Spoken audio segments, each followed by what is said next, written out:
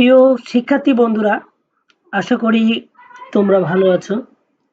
আজকে আলোচনা করব অনার্স চতুর্থ বর্ষের বাংলা বিভাগের অনুবাদে চিরায়ত সাহিত্য এটির শর্ট ফাইনাল সাজেশন নিয়ে। তো চলুন কি কি সাজেশনে দেওয়া আছে সেগুলো দেখে নেওয়া যাক।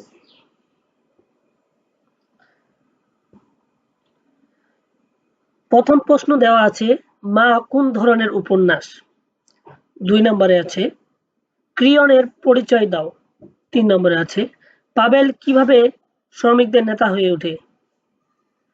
মা উপন্যাসে 4 নম্বরে মা উপন্যাসে মা কিভাবে বিশ্বমাতার রূপান্তরিত হয়েছিল? 5 নম্বর হেলমেটের অস্বাভাবিক আচরণের কারণ ব্যাখ্যা করো। 6 নম্বর হেলমেট নাটকের বিকৃত প্রেতাত্মা সম্পর্কে আলোচনা করো। 7 নম্বর হেলমেট কার প্রতি কেন হিংসায় জর্জরিত হয়েছিল? 8 নম্বর ক্লোডিয়াস চরিত্রের সংক্ষিপ্ত পরিচয় দাও। 9 নম্বর মেঘদূত কাব্যে চিত্র প্রাকৃতিক সৌন্দর্যের পরিচয় দাও। 10 নম্বর একই অন্তর রাত্রি আর কখনো আসবে না ব্যাখ্যা করো। 11 নম্বর টিরেসিয়াস চরিত্রের সংক্ষিপ্ত পরিচয় দাও। 12 নম্বর ইডিপাস নাটকে কোরাসের ভূমিকা আলোচনা করো। 13 নম্বর মহামারী ও মনত্বরের বিষয়ে ইডিপাসের ন্যায়পরায়ণতা স্বরূপ তুলে ধরো। মেঘদূত কাব্য অবলম্বনে উজ্জয়িনীর পুরীর বর্ণনা দাও। মেঘদূত কাব্যে নদীগুলোর পরিচয় দাও। মেঘদূত কাব্য অবলম্বে আকালপুরীর বর্ণনা দাও। আত্মীয়ের চেয়ে বেশি কিছু, আত্মীয়ের চেয়ে কম কার উক্তি ব্যাখ্যা করো। মা উপন্যাসে বিকৃত শ্রমিক শ্রেণীর জীবনচিত্র অঙ্কন করো। মা যেন বিপ্লবকেই ঠাঁই দিলেন কিভাবে আলোচনা করো। এই ছিল তোমাদের খ বিভাগের সাজেশন। চলুন এবার গ বিভাগটা দেখে নেওয়া যাক।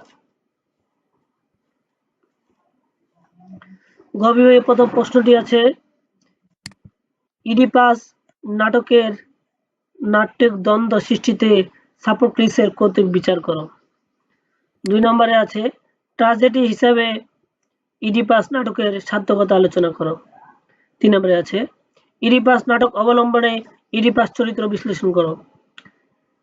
ইডিপাস নাটকের প্রাচীন গ্রিসের সমাজ ও জীবন কিভাবে প্রতিফলিত হয়েছে ব্যাখ্যা করো। ইডিপাস নাটকে কোরাসের ভূমিকা আলোচনা করো।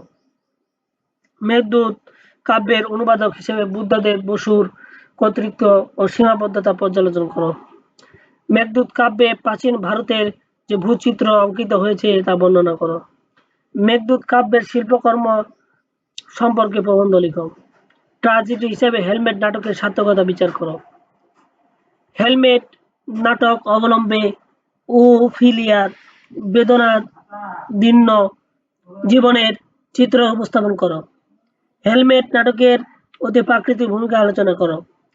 মা উপন্যাস অবলম্বনে বিপ্লবী হিসাবে পাবেলের চরিত্র সার্থকতা বিচার করো। মা উপন্যাসের নামকরণের সার্থকতা ও নায়ক চরিত্র বিচার করো। ম্যাক্সিম গর্কি মা উপন্যাসের সমাজতান্ত্রিক বাস্তবতার যে স্বরূপ প্রকৃতি তার পর্যালোচনা করো।